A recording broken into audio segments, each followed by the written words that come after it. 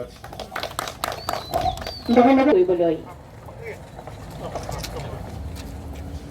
এয়া শুভ উদ্বোধন হৈ গ'ল আমাৰ বাওঁভংগী উৎসৱৰ মুখ্য দুৱাৰ।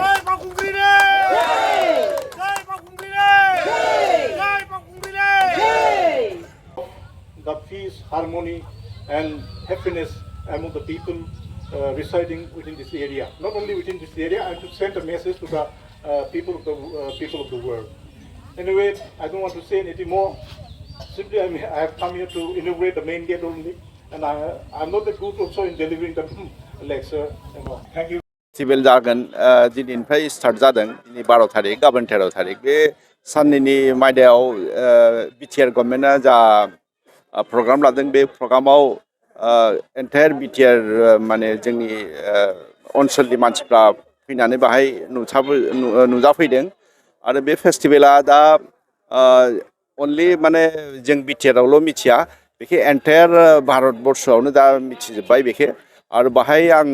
खोनानाय मथे दिनै फुङाव जे खारनाय आरो थाबायनाय जे 7.5 किल'मिटार बेहाय बायदे लानो थाखाय दस्रा भारतबर्षनि दस्रा देशनि दस्रा प्रदेशनिबो फैदों बाहाय बे मोनसे मोजां खबर जे जोंनि बावखुंग्रिनि बे फेस्टिभेलखौ एन्टायार भारतबासियानो मिथिजोब्बाय दा बाहाय आं मिथिनाय मथे दिनै फ्राय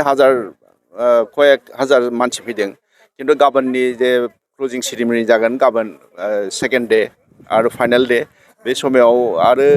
लाख लाख मानसि फैनाय होननानै आं खोनादों आरो जवा बोसोरबो बिदिनो फैदों आरो देग्लायबो बेबादिनो फैगोन बादि आंनि आसा आरो बिटिआर गभर्नमेन्टआ जा माने बे मोनसे टुरिजमनि बे मोनसे स्पट जाबाय बाहाय मानसिफ्रा खालि बे फेस्टिभेलाव नङा ओरैनोबाबो फैनानै बिनि बिउटिखौ एन्जय खालामनो हायो कारण बाहाय जे 7.5 किल'मिटार जे ट्रेकिं दं बे हाजो सिं सिं माने हाग्रा सिं सिं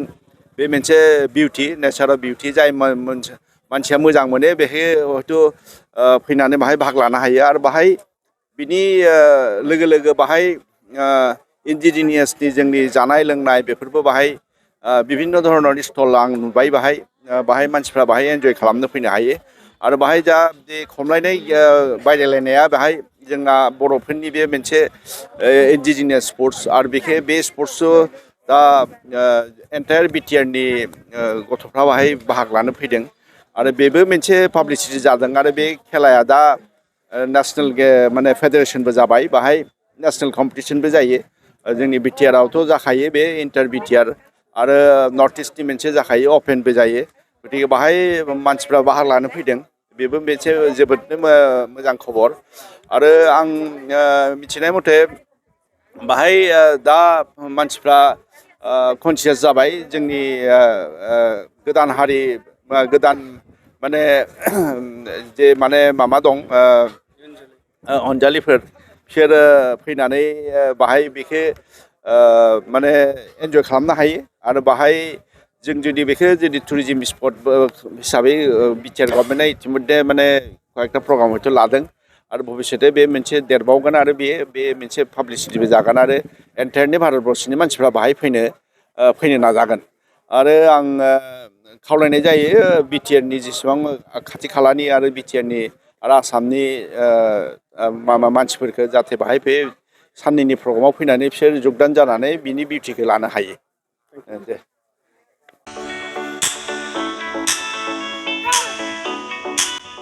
गेलेनायखौ मोजां मोनग्रा एबा गावबागावनि गथ'खौ पेन्सिल सिलाट मार्शल आर्ट्सनि गोख्रों गेलेगिरि खालामनो सानग्राफोरनि थाखाय मोजां खौरां चिरां जिल्लानि सापागुरि पेन्सिल सिलाट मार्शल आर्ट्स एकाडेमियाव मुं थिसननाया सोलिगासिनो नोंथांमोना नोंथांमोननि गथ'खौ सापागुरि पेन्सिल सिलाट मार्शल आर्ट्सनि एकाडेमियाव मुं थिसननो हागोन फोरोंनायनि जायगाया जाबाय सापागुरि लावज्रिपारा दगरपारा गेलेग्रा फोथार आरो बेरांगाव हास्रावबारि मख'जाथाव दि सापागुरि पेन्सिल सिलाट मार्शल आर्ट्स एकाडेमिनि सोलोंसाफ्रा गुबुन गुबुन जायगायाव गेलेफैनानै जाफुंसारदों नोंथांमोनाबो नोंथांनि गथ'खौ सापागुरि पेन्सिल सिलाट मार्शल आर्ट्स एकाडेमियाव मुं थिसननानै पेन्सिल सिलाट मार्शल आर्ट्सनि आखा-फाखा गेलेगिरि खालामदो Sapaguri pencil सिलाट martial arts academy